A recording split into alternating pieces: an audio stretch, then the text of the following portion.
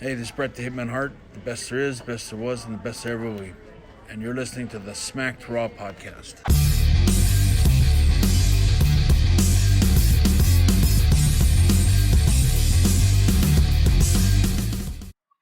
Hey, how's it going, everyone? And welcome to the Smack Raw podcast, your one-stop shop for all your wrestling news, recaps, pay-per-view predictions, all that other fun stuff. My name is Vince, and I'm joined here by Sebastian. How's it going, dude?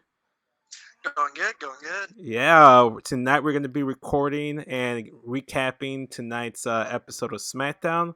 Gotta say, a little hit and miss for me, Seb, but before we get into that and before we start talking wrestling, we do want to talk wrestling with all of you guys, not just amongst the two of us. So make sure you reach out to the podcast on Twitter at SmackRockPod. Make sure you reach out to me at SCSVince. Sebastian's very active on Twitter. You could always find him at WrestlingFan_32. Did I get that right? Yes, yes. All right, it's been a minute since since we've both been on the podcast together, so I was trying to make sure I didn't butcher your the Twitter handle. I actually think it was the first time you got it right. I think you always said like 35. No. I think that was just Benji, dude. I think I've always kind of hit it out the park for the most part. It might have been. It might have been. But yeah, so you can find us on Twitter. Sebastian is very active on Twitter. He's very like interactive. So if you have any kind of questions for him or just like questions regarding the show, he's usually running the channel's Twitter account or his own. Very great follow. Go ahead and do that. But make sure you also find us wherever you consume all your podcasts, whether that be Spotify, Stitcher, Apple Music, iTunes, Google Play. I think I got everything. YouTube. We have a YouTube channel. Help us reach 100 subscribers. Get that custom URL, like and comment on the video. I think that's all the plugs out of the way, Sebastian. So why don't we just? You got to plug yourself, man. You're forgetting. Plug yourself. We'll get that. We'll get to that towards the end. The show's the show's the main part, but yeah. Let's get into SmackDown. It started off like a typical SmackDown episode or a typical main roster episode of WWE, where someone comes out, cuts a promo to start off the episode. Tonight it was no different. It was King Corbin. Did you notice that he had new gear? Like he had like tights on. Yeah, I noticed that. He's kind of switched it up here lately. They went from a dress shirt to the tank top, and now this. So I guess they're just trying to find a groove, something consistent. Yeah, I think that was one thing that the King Corbin gimmick kind of helped him out in, is that he's kind of like transitioned away from the Constable Baron Corbin wrestling gear, because honestly it wasn't sustainable. I don't know how I feel about him in wrestling tights with the tank top. Maybe I don't know. I'm still not used to it. Honestly, my preferred look, if I had to power rank Baron Corbin gear, it'd be Constable Baron Corbin, then it'd be NXT Corbin, and then just a mixture of whatever. Like it's legit just those. Like NXT Corbin was probably like one of the best, cooler looking Corbins, but Constable Baron Corbin, just like he looked professional, he looked good. Not to gas the guy up or anything, because I'm not Rob. I'm not Rob. I'm not gonna sing Baron Corbin's praises all night. But with that being said, the gist of what was the gist of the promo, Seb? Roman Reigns is now a Chihuahua. Oh, that was so cringe. Okay, so like the whole thing was very cringe, and it was just him talking about how Roman wasn't the locker room leader anymore, and then nobody respects him, and he cut to the Titantron where it had like a graphic of Roman Reigns like dog logo, and instead of like doing like a menacing dog growl or bark, it was just like a small little Chihuahua sound, or like a small non-threatening dog. It is what it is. He also like plugged out doggy bags or whatever, implying that Roman's crap, or it wasn't a good promo. It wasn't the best Baron Corbin we've ever seen. Yeah, I don't even know what to say. I liked a couple things about it. I like just the underlying part of it, that I've kind of been waiting for somebody to bring up, is Roman getting tired after fighting cancer? All this different stuff Roman's had on his plate. Mhm. Is he getting wore down? Right. I like that. But, man, yeah. I don't like how it was. Oh, and I also like how they brought up the fact that Roman was away doing charity, Make a Wish. You don't Oh really yeah. hear that, Mhm. them plugging that on the show like somebody's doing it then. So that was different, but I don't like how they went about it. I think the Chihuahua stuff and the doggy bag stuff was a little. I mean, do you think it was just more of us like expecting another great SmackDown after last week? Even though this is probably what we're gonna get last week if it wasn't for like the whole Saudi Arabia situation. Like honestly, Uh, tonight's episode is yeah, probably what we were gonna get last week. yeah, probably. I mean, I didn't hate tonight's episode. I thought tonight we had a lot of talking points coming out of it. Mm-hmm.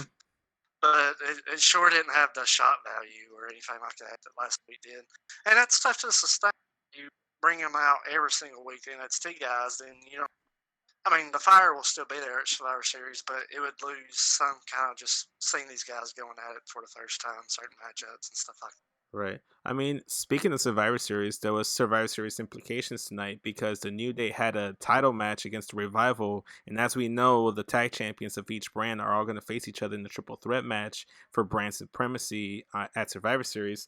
And if New Day were to win, they would take Revival's spot. And after the whole Baron Corbin like turn of a segment, they cut back to Caleb Braxton interviewing Big E and Kofi Kingston, and the two things that stood out to me was that I think Kayla was asking, "Do you have any words of encouragement for your friend Xavier Woods?" And Biggie said, "Don't drop the soap," implying that he thought that Xavier Woods ended up going to jail instead of actually getting injured. Kofi had to like correct them, be like, "No, no, no, no, he didn't go to jail. Our boy is just injured."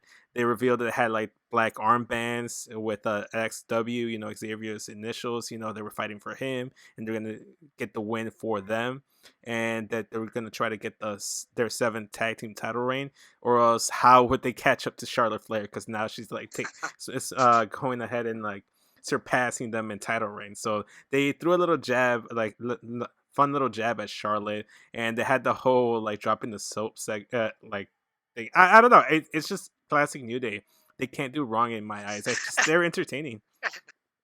And Big E was up in her grill at the end of it. Like, I don't know if you saw it. Like he was pretty much cuddling on her, dude. I mean, it was great. It really was. And I from there they go to commercial break, and then they come back. They make their entrance. Revival makes their entrance, and for the most part, I thought it was a pretty good match. To be fair, I wasn't paying too much attention to the match because, unfortunately, with the way wrestling Twitter works, you know, sometimes these UK shows get spoiled for you before they even air on the states. So it happened. I think it was 2 years ago when AJ won the title from Jinder Mahal, and it happened with this. I knew the result of this match. Did you knew about this before going into it, and did it change your like enjoyment of the match? Unfortunately, yeah, I knew. I tried my best to stay away from spoilers, but that one popped up. I think WWE actually kind of helped spoil that one. Kind of like they did Undisputed Era on a Mm-hmm. pre-taped show on their titles, and you know they got a lot of flack for that from you know just online. Mm-hmm. But at the same time, ESPN or anybody would do that. I mean, I understand. You know, it sucks. But imagine how these guys overseas feel. They get late all times. If they want to watch it late, they got to be up at 3 o'clock in the morning.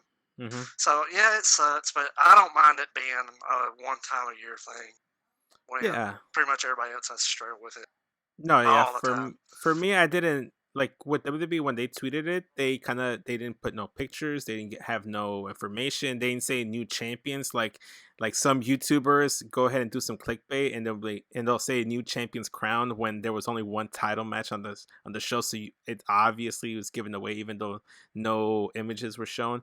They just Yeah. said breaking news happening at SmackDown. Spoiler warning. If you clicked on the link, it was spoiled. Yeah. So yeah, they helped spread the news, but it was kind of like they were on top of it.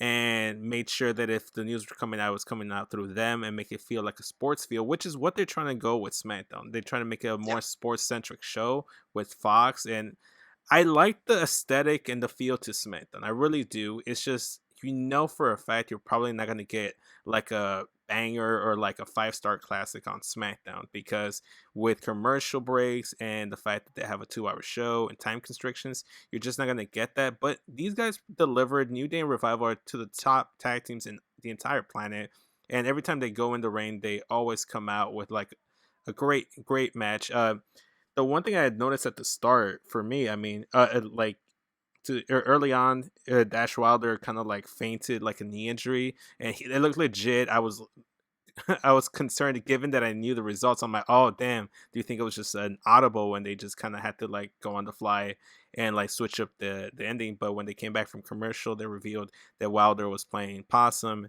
and he was indeed just faking the injury. Overall, it was a New Day victory. It was an assisted Trouble in Paradise by Big E and Kofi. They picked up the win. They became That's a 7th. neat little. That's a neat little spot too. It I enjoyed was. It was. They had a couple of neat spots leading up into the finish. Anything else that stood out to you from this match? Given the result. No, not really. It was just a very. It was a good tag team match, and when you have the guys that was in it, that's what you'd expect. That's not Right. a knock or anything. You just expect them to go out there and knock it out. Yeah, and I saw on Twitter and I saw a lot of mutuals. They were kind of like, yeah, they were happy they knew they won the titles, but they were also disappointed that the Revival weren't going to be included in that Survivor Series triple threat match. Personally, if I had to think like logically and business wise, the reason why they put the New Day is because Undisputed Era are heels, Revival are heels. Viking Raiders are kind of tweeners. I mean, they're technically baby faces, but they aren't like your clean cut baby faces. So you need like a babyface team in there, and that's usually how WWE likes to go about things. And two, they try to market Kofi Kingston as a top like act on SmackDown, as a major attraction for SmackDown Live, or Friday Night SmackDown, excuse me. And they need to have him on the pay per view. And if New Day aren't tag champions, they probably don't. Kofi probably doesn't have a role on the show unless he gets added to Team SmackDown Men's Survivor Series team. But they probably already have something in line and something in mind for that. So to me, the reason why New Day won was not because Revival are done, or like, I think the real reason is that they wanted Kofi on the card, and this is the best way to do so.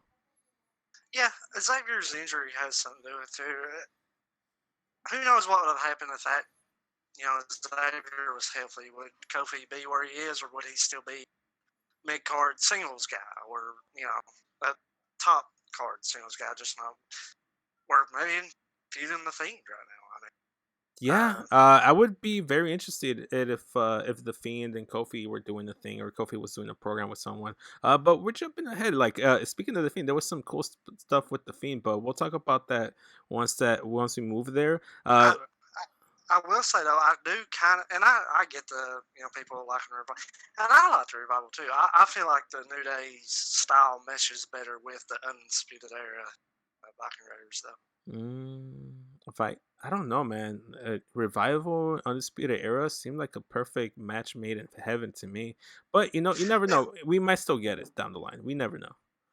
If it was 1-on-1, yeah, but just a triple threat, like a more chaotic thing like it will, I feel like Kofi and he's just better suited. True, that's very true. But what I'd counter with that is that, yeah, New Day has experience in triple threat situations, obviously with the Bar and Usos. And the hardest they've gone into battles like that. But Revival down in NXT, they had triple threat tag showings with DIY and Authors of Pain at takeovers, and that was one of the better takeover matches we've seen. So they have history with it as well. So I don't know. There's no wrong answer here. Both teams are great. It's a shame that Revival probably aren't going to be on the card now. But I can't be mad with Kofi being champion again. I love the guy. Hopefully Revival get the titles down the line. And there was a lot of focus on Kofi after the match. Exactly, there really was. And speaking of focus, we go backstage and we see Roman Reigns arriving to the arena, and he's being greeted by Shorty G. God, I wanted to call him Chad Gable, but my instincts just went to Shorty G. They got me. They've already They suckered got me. you. They got me. Uh, but like you were mentioning, Baron Corbin was calling out and like making all like just talking down Roman Reigns, and the reason why he didn't come out and like do anything about it was because he was out there doing charity work, so he wasn't at the arena. So it was a Baron Corbin heel thing where you're talking crap when you know the baby face isn't around and isn't able to do anything about it. So they panned back, and actually Shorty G is snitching to Roman Reigns about what happened and what Baron Corbin said. And I'm sorry. Maybe it's just the way I've been raised. Maybe, but you don't snitch, man. You don't snitch, Chad. I'm sorry.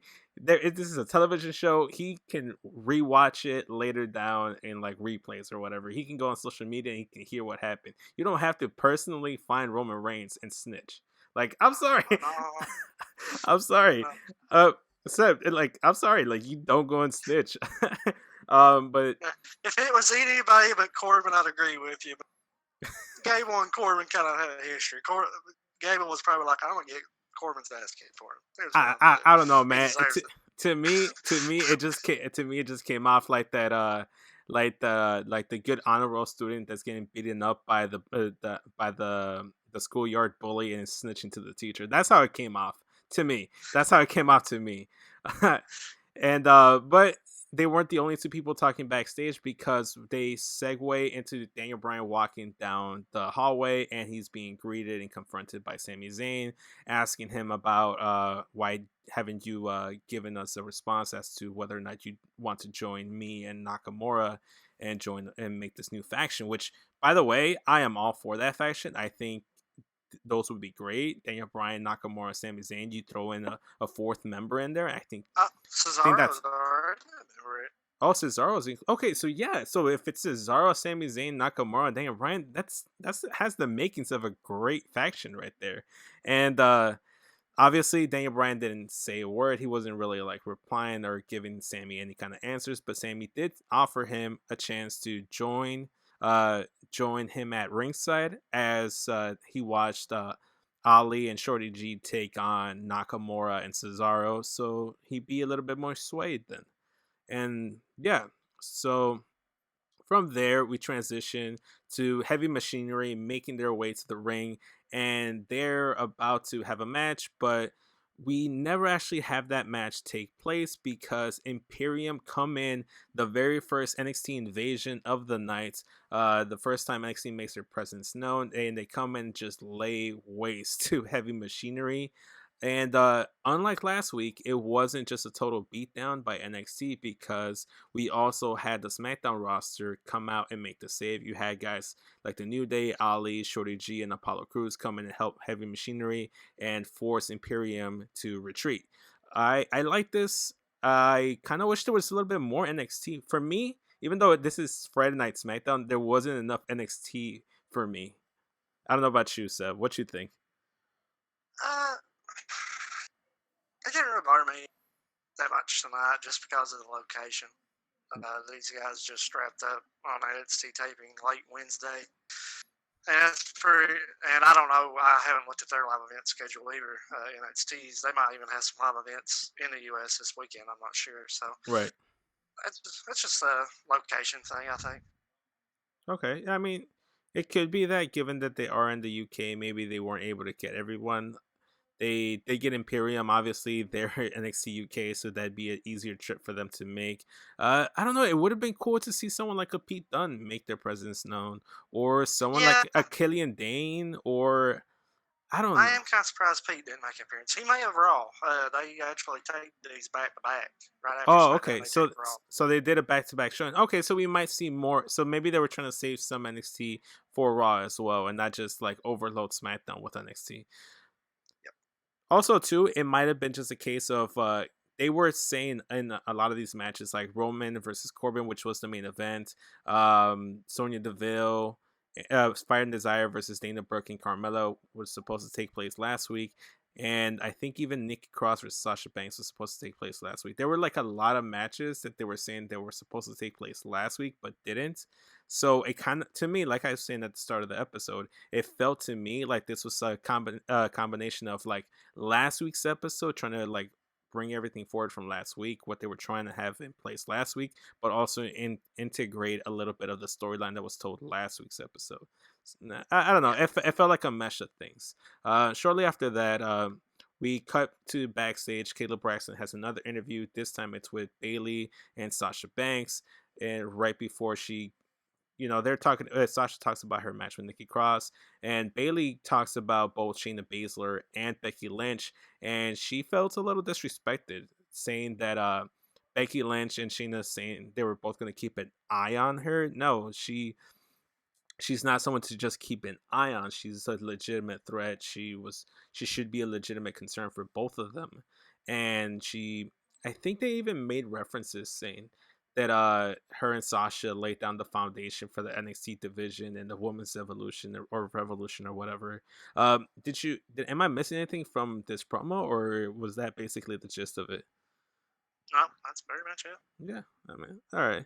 I kind of figured it wasn't like too much of substance, but it was a solid promo. Like Bailey's really like coming into her own as this new heel character. But I think they they go ahead and they have Nakamura makes his entrance with Sami Zayn. I believe even Cesaro makes his entrance too. Before we cut to commercial and we come back, they're all in the ring. They're all kind of like doing a little like strategy for their tag match. Ali comes out first, I believe. Makes his entrance.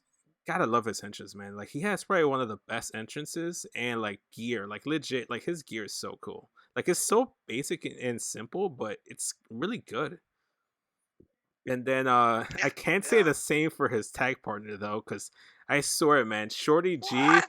Shorty G looks like how I would look like if I go and play like basketball at my local sports authority or like freaking um no, not sports authority. What am I thinking of? Uh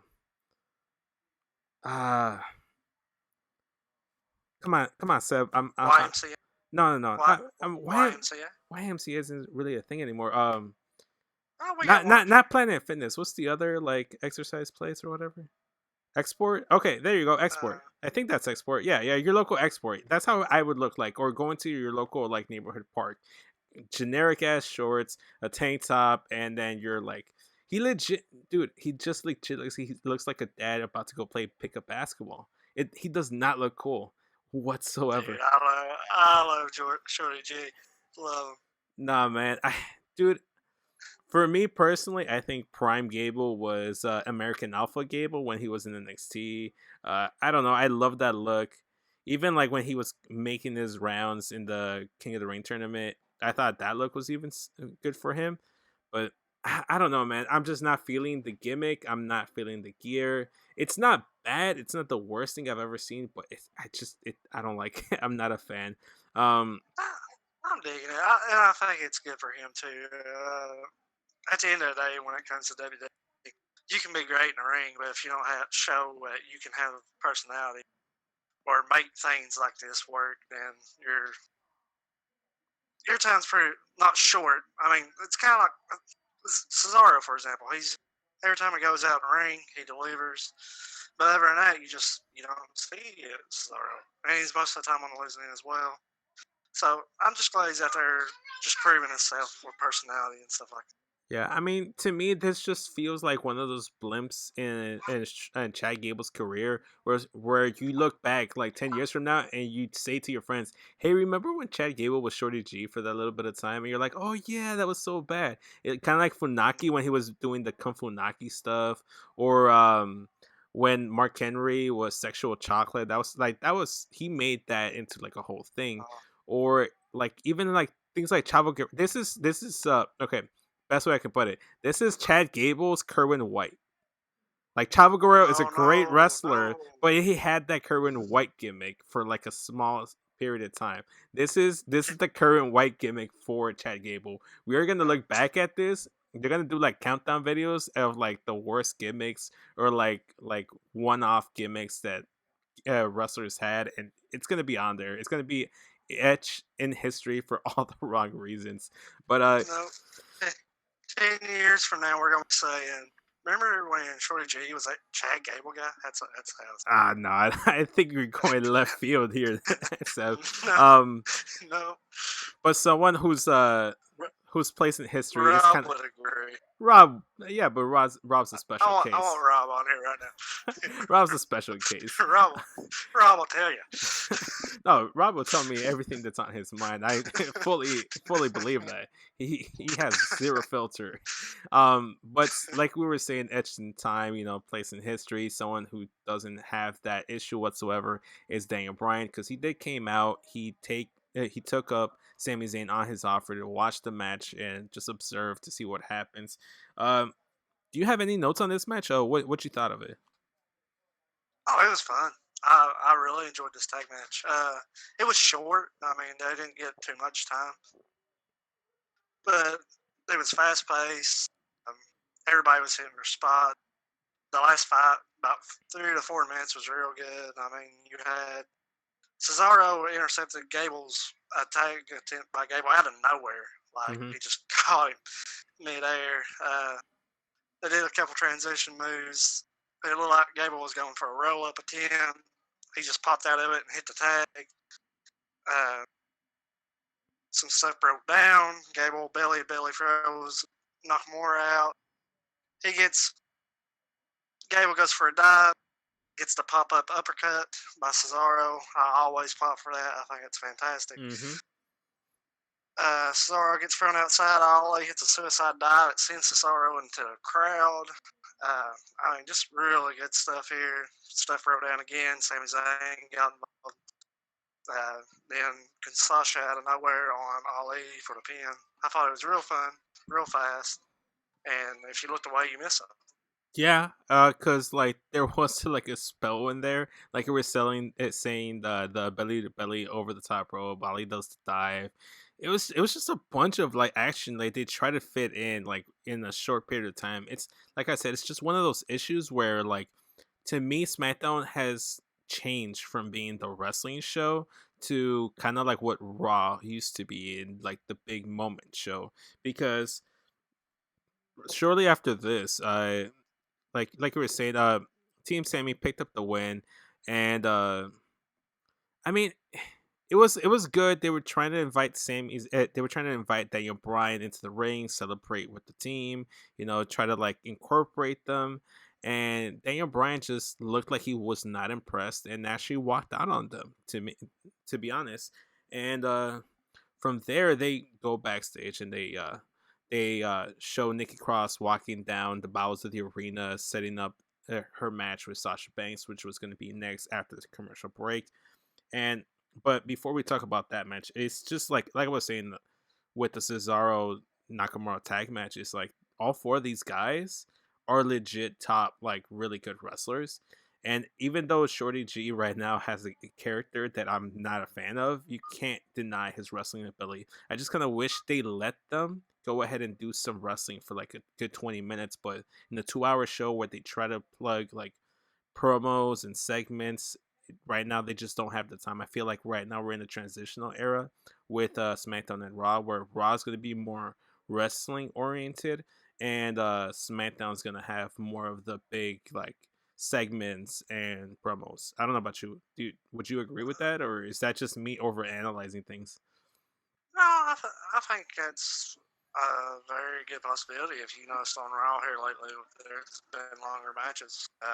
Drew and Ricochet got a ton of, I believe, this past Monday. But you gotta take in consideration too. There was 5 hours of tapings today, and this was like hour number 2. So I think they was trying to make an emphasis on trying not to lag or drag too much on matches, losing the crowd, because I mean it had to be a long day on those fans, just 5 hours straight, and trying to fit Raw guys, SmackDown guys, and NXT guys, whoever we got on Raw, I'm not sure, but yeah, just a lot of stuff happening tonight. I think that has a lot to do with why matches were kind of cut short. Right. I mean, that's a case too. That's a fair argument. I didn't actually consider that, because you don't want the crowd to really be like out of it, especially since you're gonna go and do 5 hours straight of recording. Because I think because they didn't even tape 205 Live. If it was 205 Live there too, it would have been another issue. They actually taped 205 Live at Full Sail this past Wednesday, I believe, either before Yep. NXT or afterwards. And I think that's a better It situation. was after. It's way better for 205 Live. The crowd there is going to give them the respect and the energy they deserve. It's a smaller field, it's more intimate. So I'm happy for the cruiserweights and 205 Live to be there, especially since the cruiserweight title has now been changed from the WWE cruiserweight title to the NXT cruiserweight title. So that's one thing that it kind of works in SmackDown and WWE's favor over the tapings, is that instead of like 6 hours, you cut that to 5, which is still bad. But given that this is SmackDown, you don't want like everybody to be dead for Raw. But the crowd didn't seem too dead. This was, I think, halfway or like at the start of the second hour. Bailey is coming out for commentary, and there was at one point during commentary where, like, even during the match, the crowd was doing the "Hey Bailey" chants. And Bailey was genuinely annoyed, and she was kind of like even like on commentary trying to talk to Michael Cole. It's like, I don't know why these people won't shut up. I don't want to hear their stupid chants. I thought it was great. I like that the UK crowd legit still loves Bailey and will still do that chant for her. But I hate that she was, and I love that she was so like adamantly annoyed by it. It's just a nice little wrinkle that I enjoyed. Bailey has kind of Yeah, like really found her own as a heel. yeah. And, you brought up Cole and Graves there. God, I'd feel for him if the commentary went broke up. Can you imagine doing commentary for 5 hours straight? Mm-hmm. Jesus. Yeah, yeah. I think it's kind of good that they have two separate teams. Like Cole and Corey Grace only have 2 hours, and then, well, I don't know what the crew is going to be for Raw, given that Dio Madden just got destroyed by Brock Lesnar on Monday. That's So true. we'll see what Who knows? happens They with won't make mine. we'll see if Dio is still part of the crew. I hope he is, because I think Vic Joseph and Dio Madden are solid. It's just Jerry Lawler that needs to go. Like Yeah. I was on the podcast on Monday, the Monday Night Raw podcast, and I was very adamant about, man, Dio should just sat down and let Jerry Lawler get F5. You don't step up and like try to defend Jerry Lawler. You Brock Lesnar's over there. You let him do his thing. I'm sorry, like I'm sorry, Seb. If Brock Lesnar right now decides, either let me be on the podcast, or on my, and let me F5 Sebastian and let me take his place, or on my F5 you, I'm gonna be like, I'm sorry, Seb. We're friends. I love you, dude. We're bros. We're friends. But I'm gonna let you take that bullet. I'm sorry. I'm sorry. If Brock Lesnar's there, I'm intimidated. I'm just gonna be that guy. No, no. I'm kind of. I kind of felt that way, but at the moment too, I was like, Dio is the one that the fans doesn't know. Although we all know Lawler, and we're more familiar with Vic. So I Mhm. thought that was just a nice little touch to try to show fans Dio's personality and some of his qualities. He's just a good guy. Yeah, I mean, for me, it's just the pessimist in me assuming that WWE just hasn't been satisfied with Dio, and it was their way of writing him off of commentary, and he's probably not going to be No, back. I think he'll be back. I hope he's back. I hope he comes back, because like I was saying on the Raw podcast, I think he's great on the mic. He has great look. I don't know why the guy's not wrestling. Like, he's great on he's solid on commentary. He's getting better. Obviously, he doesn't even have a full year under his belt as being a commentator, and I think he's doing well for himself. But Yeah, he's doing well. I just wish he'd kind of speak up sometimes. And some of it is Jerry. He won't be quiet a lot of the time, but sometimes Dio sounds a little quiet to me. yeah, I think it's more of a, he's new to the job, and you kind of don't want to step on any toes. You want, even Renee, she was very quiet when she started, and it's just one of those things where you're just gonna have to ease your way into it. Someone that I really like on commentary is Aiden English, and I think he's very good. I think if you Yes. replace Jerry Lawler with Aiden English, Dio Madden, and Vic Joseph were the 205 Live commentary team, and they have great chemistry together. I don't know. I think that would be the better setup, but I don't know. We'll see. Going back into this match, though, Sebastian, Bailey did come out, and it was Sasha that later came out to I think her original theme song, and there was like a record scratcher distortment in the song. There was a spotlight on her, and she had a new remix Snoop Dogg version of her song. What you thought of that? It was good. I don't know. It might have just been where the crowd was kind of quiet. Hmm. I couldn't get into it that much. I kind of want to see a loud crowd with it. That's Hmm. like for me. I just want to see the crowd's reaction. But I don't know. It was fine. I didn't hate it, but I didn't really love it either. Well, I mean, for me personally, like I didn't catch the crowd because I was so into the song because I was trying to listen to it because I had heard about it. Again, spoiled for me over on Twitter. I heard about the song. I heard that she got Snoop Dogg's version of the song as her new theme song. I didn't actually hear it online, but I was trying to like listen into the song. Personally, I think it's good. I think it kind of fits. It feels like kind of like even when like Stone Cold was like during that run when he was a heel and he had like that I think it was Disturbed version of his theme song where Disturbed was singing his theme, or when The Rock had Hollywood Rock. It's just one of those things where you just kind of go through that heel version of your theme song, and she's gonna bust out the even Nakamura. Like even tonight, Nakamura has his like new like heel theme song. Everybody has that transition, and I think it's good. I think it fits. I like the little spotlight thing that they did with it. Uh, Sasha's changed up her entrance a little bit too, so I don't know. Maybe like I said, I'm gonna be very biased. Anything Sasha does, I'm probably gonna praise. You know, it's just the way it is. It's just the way it is. I'm not gonna hide my fandom for Sasha, but I thought it was really good. Nikki Cross comes out, and that was the match. Sasha Banks versus Nikki Cross. Sebastian, why don't you take us through the match? Uh, well, I didn't really dig this match, man. I I don't know why, and I don't know if it's where Alexa was so into like their characters were kind of mixed, and Alexa just hasn't been on. But I just feel like Nikki's kind of went down the last couple weeks. Do you feel that way? I mean, personally, it just feels like Nikki Cross is like this whole corporate version of who she was in NXT. I'm not like very like invested in her as I used to be.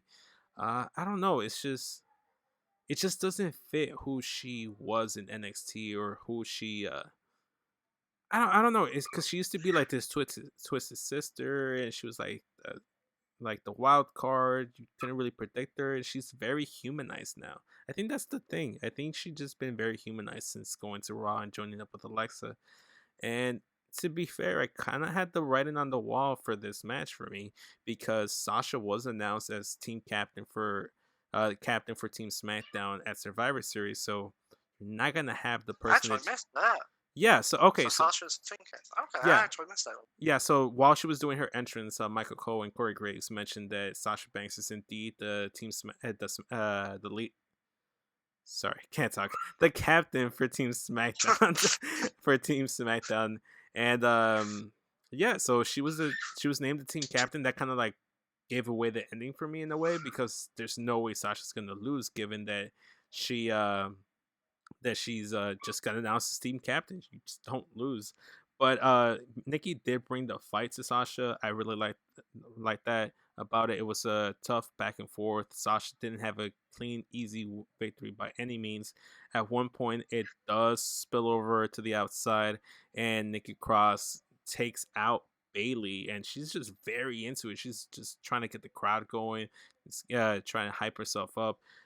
But towards the end, it was Sasha Banks picking up the victory, ending up with the Banks statement.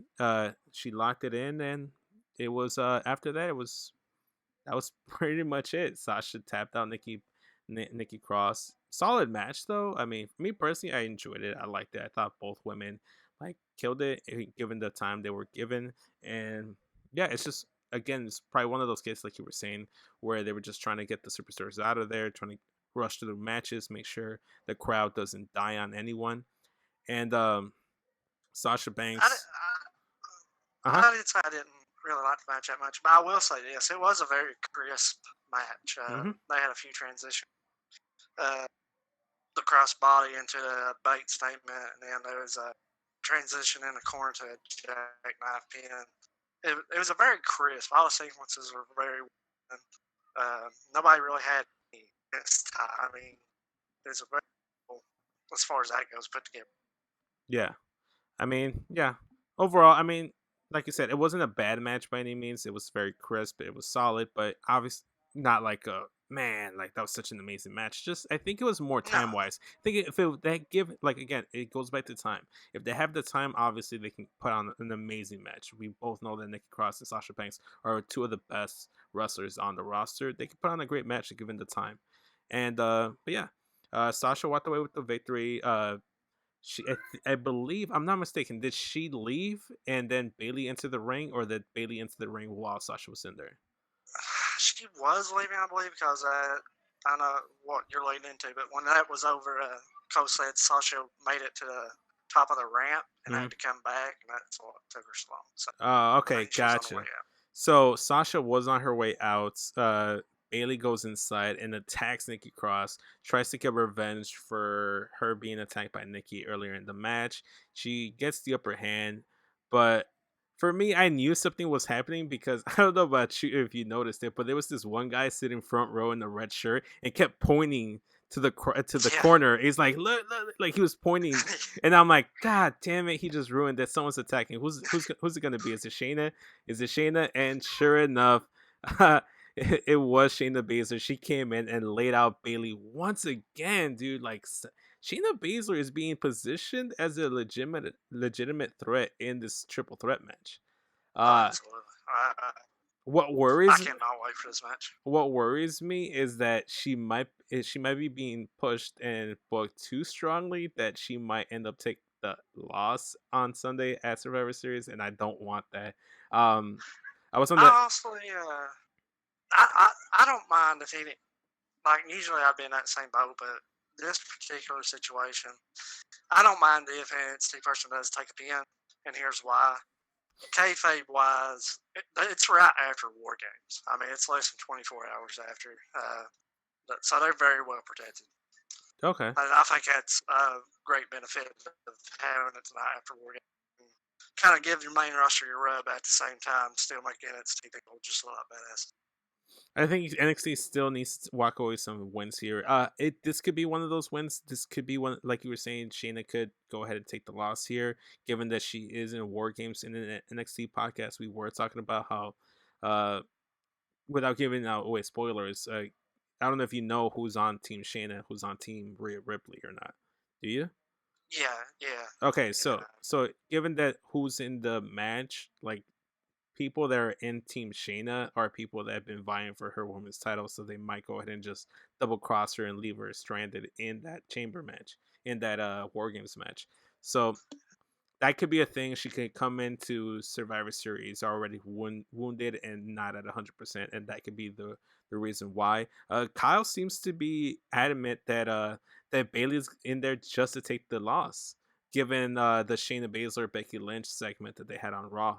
Me personally, I don't think so. I think Bailey needs this win. I feel like she needs to get this win. My co-host Jay on the NXT podcast, he strongly believes that it should be Bailey. That he says that he loves Becky, he loves Shayna, but it should be Bailey to get the win.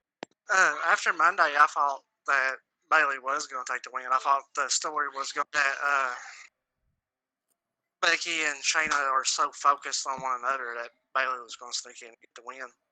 But after 2 weeks of Shayna going after Bailey, now I'm not so sure. No, I think that's still the story. I think Bailey's gonna get the win. If anybody can take a loss here and not be hurt by it, it is definitely Becky Lynch. She can take the loss here. It won't hurt her in the slightest, and it could help build Shayna Baszler or Bailey in the situation. But with that being said, we transition into the next segment. It was Sami Zayn and Bryan talking backstage. Sami telling Bryan that the guys were discouraged that he didn't immediately join them to celebrate the win in the ring, and that he was basically kind of saying that Bryan, he doesn't want to go back to the Yes movement. He doesn't want to be that Daniel Bryan. That he knows his answer already. That he knows he doesn't want to go back to that. He wants to join them and be part of this faction. But the light kind of flickers mid conversation, and Sami Zayn shrugs it off, but the light goes off one more time, and long and behold, the Fiend emerges from behind, and Sami Zayn got out of there quicker than the SpongeBob meme. And Daniel Bryan got attacked. He got the mandible claw by the Fiend, and overall, man, I didn't expect that, and I freaking loved it. Oh, I did too. This is probably well, not my talking point. This could lead to many things. I think obviously it's leading to Fiend versus Bryan. You have Brock facing Ray. So Fiend's not going to have a match as far as that, promotions go. So he has to have an opponent. I believe Bryan's locked there, and this could be what leads Bryan to joining the stable. Maybe trying to get some help for the Fiend to fight against.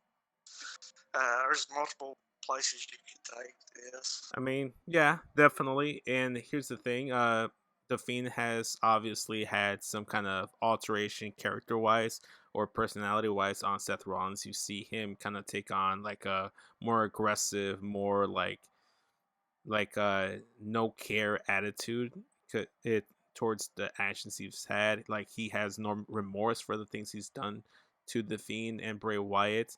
It might be a thing that like forces Bryan into joining Sami Zayn and Nakamura, but we don't know. And honestly, man, I can't wait for this match because Daniel Bryan, Bray Wyatt, man, that's Oh, it's magic.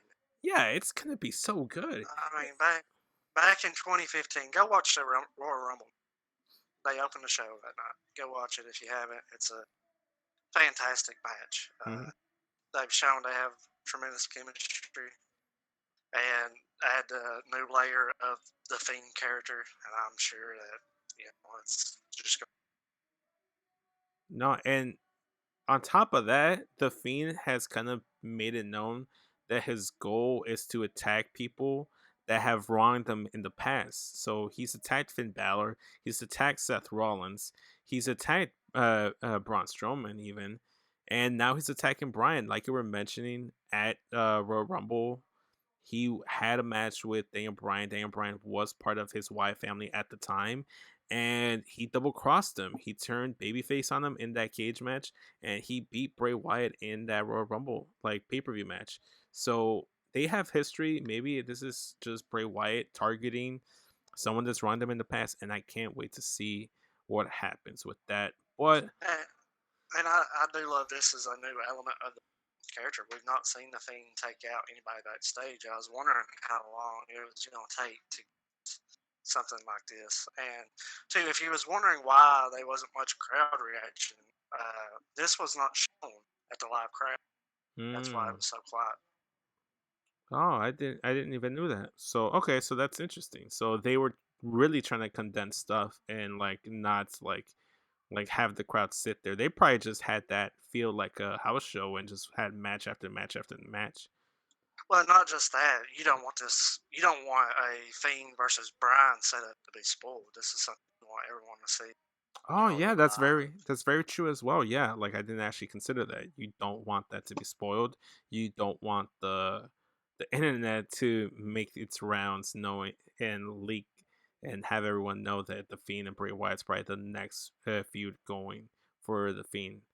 So I mean, we'll see what happens. Unfortunately, I'm very excited, but unfortunately, I can't say the same thing for the next segment.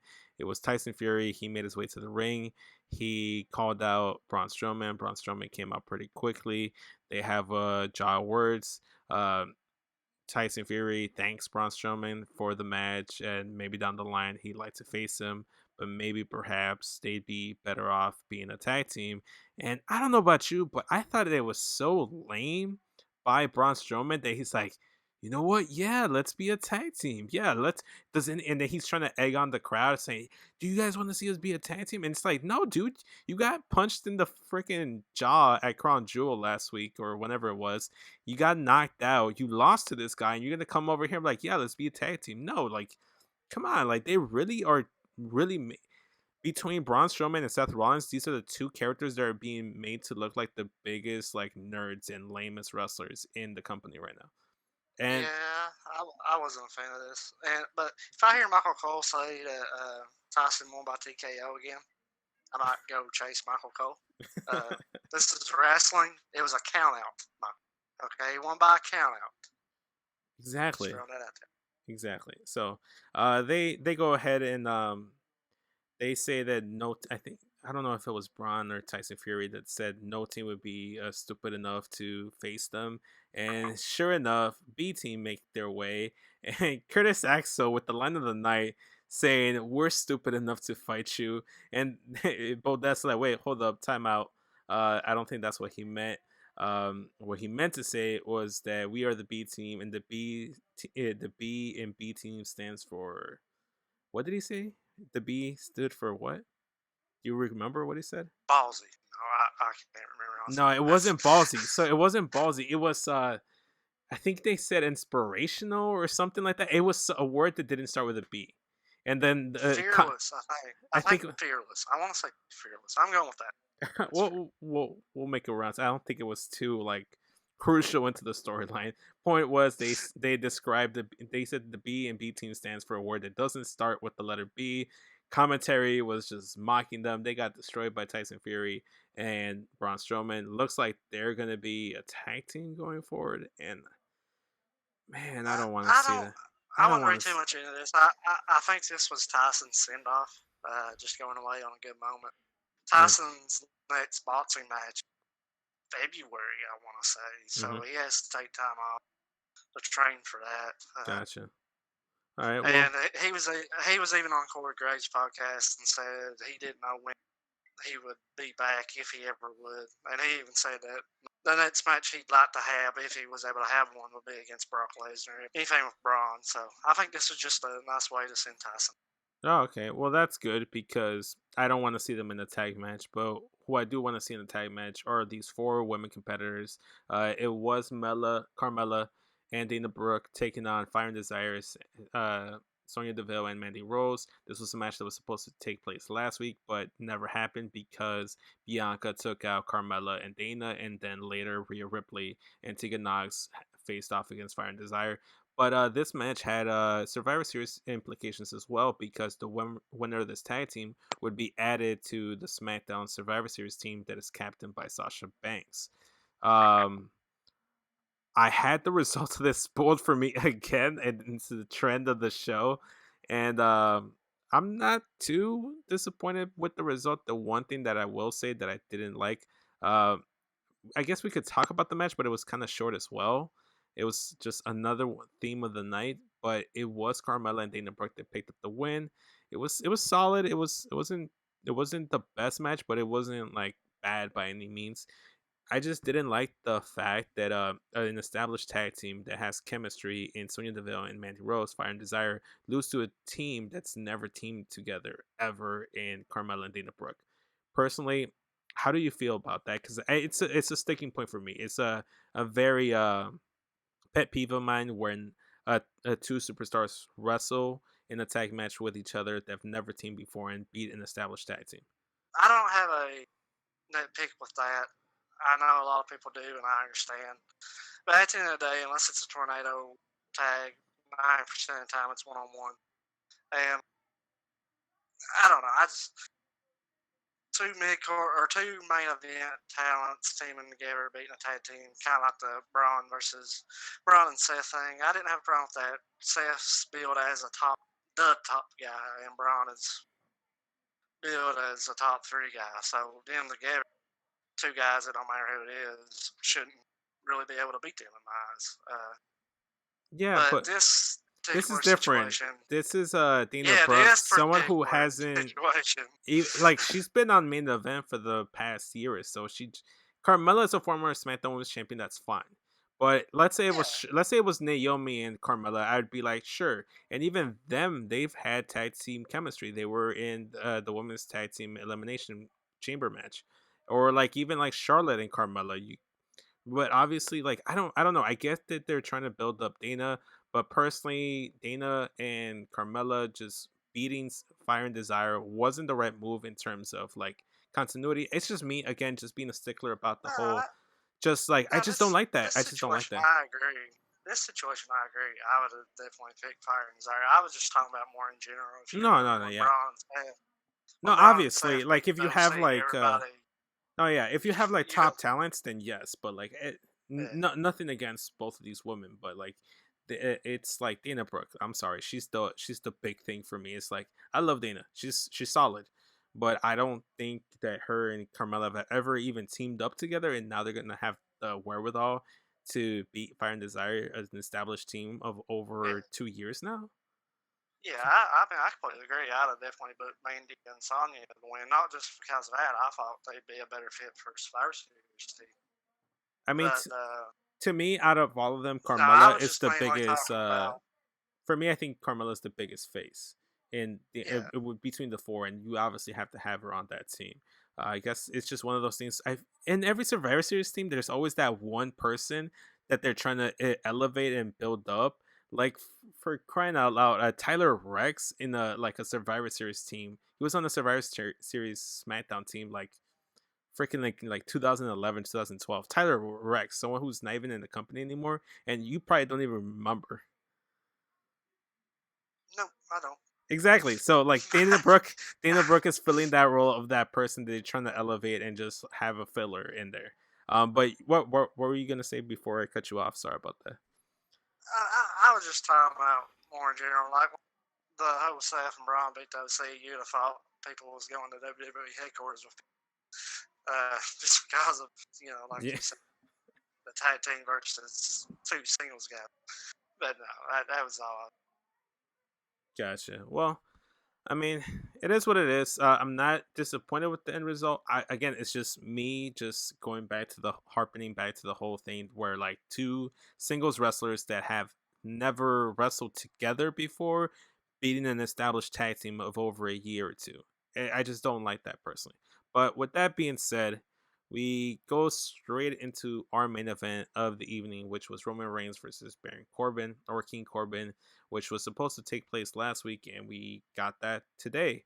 Um, I mean, it was all right. It wasn't the best, but I feel like it kind of like ended the show in like the best way I could put it. It went off like a wet fart. It wasn't like what it was. It wasn't a big match. It didn't have too much of interest to me. I love King Corbin. I think he's a great heel. I think Roman Reigns is one of the most entertaining guys on the roster. I like he does something, people pay attention. But this combination, I'm just not happy. I'm just not into it. I mean, I didn't even take too many notes to this for this match. But Seb, do you have anything to add on this match? I probably liked it a little more. I didn't love it, but I was into it. Here lately, I'm into anything Baron Corbin does. Since the King of tournament, that whole tournament, I think he knocked it out of the park, and I think he's done it. I just think he's out there putting on really good matches every single time. But yeah, I was more surprised about the outcome. Yeah, tell us about that. What was the big surprise thing that like kind of like took you away from it? Just that, I mean, Corbin going over. Roman Reigns has lost to 3 people since he's made his return from cancer. It's been Shane McMahon, Eric Rowan, and now Baron Corbin. I Like, mean, it's it's interesting to see how I things don't have know. gone. But before we got to the ending, what was interesting to me that I didn't understand why Dolph Ziggler and Robert Roode, who will forever be dubbed Rudolph, I will not acknowledge them any other way. Rudolph come out when Roman gets taken to the outside and try to interfere. Roman, kind of like blocks them, counters them, stops them from interfering. He attacks them. He beats them to the punch. They go back into the match. Another solid back and forth. Eventually, Rudolph does come in again. Dolph Ziggler tries to attack Roman as Robert Roode distracts the ref. He ends up getting a spear for his troubles, but it does lead to the end of days from Baron Corbin on Roman Reigns. Baron Corbin walks away and closes off SmackDown, beating Roman Reigns. And I think the storyline that they're trying to have is that Roman Reigns isn't the locker room leader, he's losing the locker room or something like that. It's an interesting take on like a storyline. I don't think I've ever seen it personally. We'll see how it goes, but I don't know. I'm just not feeling Baron Corbin versus Roman Reigns. I feel like we've seen this before. I feel like deja vu is happening all over again. But instead of it happening on Raw, it's now happening on SmackDown. I don't know. Personally, last time it was Constable Corbin. This is King Corbin. Two distinct, different personalities. Oh my God. This is fresh. Oh my God. And then before that, we had General Manager Corbin. I mean, it's like Mick Foley. I mean, just... Oh man, I don't know. I'm just not a fan of the pairing of Baron Corbin and Roman Reigns in any capacity. However, I am intrigued to see where they go with this. I don't think the ending to SmackDown was probably the best, especially after last week. I mean, you can't top last week's episode, but I think given the circumstances, it's probably the best way to go. If Roman won, then it would have been story's over. Story's over. Match. Yeah, story's over. If Roman wins. Now you're like, what's this mean for Roman? Are they really going as far as Corbin? There's more intrigue the way they want. Right, for sure.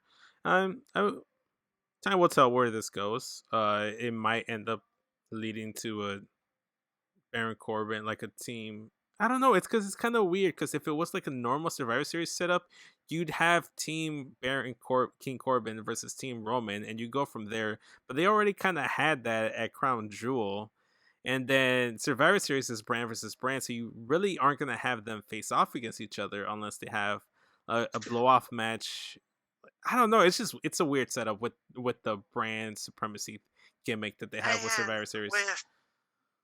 With that, and I was going to bring this up earlier when we were talking about the women, are they really going to have 5-on-5-on-5 for those? Oh my gosh. That's a lot. That sounds like a mess to me. It sounds like a whole mess. And unfortunately, I'm going to be there live to witness that train wreck happening. Who knows? So look, here's the thing. With NXT being included, it leads you to great intriguing matches like the women's triple threat match between Shayna, Bayley, and Becky. However, given that it is Survivor Series and you're kind of like forced to do like these Survivor Series matches, I don't know. It's just like one of those. If it's gonna be one of those years where I don't know if you remember, but back in the day they had like I think one or two of the iterations of TLC where it was tables, ladders, chairs, and stairs. Where it was, I think it was just a one-time thing. We're gonna go back. There's gonna be like a weird Survivor Series where it was like a triple threat Survivor Series elimination match, which in itself sounds like some kind of like concoction you make up in a WWE game to like play with all your friends. I don't know how well it'll play out, but we'll see. Before I think that's a good way to like segue into the ending of the show. Before we do, is there anything else you'd like to add about this episode, Sebastian? No, not really. It was up and down. I wasn't bored. That was not the tag match that I was more into than you was. The Fiend versus Bryan setup and where that goes. There was definitely some talking points. Yeah, but it wasn't a 5-star show. Gotcha, for sure. Well, personally, I know you like to do your like daily like episode WWE episode or wrestling episode grades. You put up on Twitter, so, A, B, C, or D. What would you personally rate the show? Like, what would you grade it? For me, I'd say a C. I'd give it a C. C plus, maybe B minus, but I'd probably go. I think you're being generous, Sebastian, but it's not. I mean, it has some talking points. The biggest one I think was the Fiend. Well, mostly because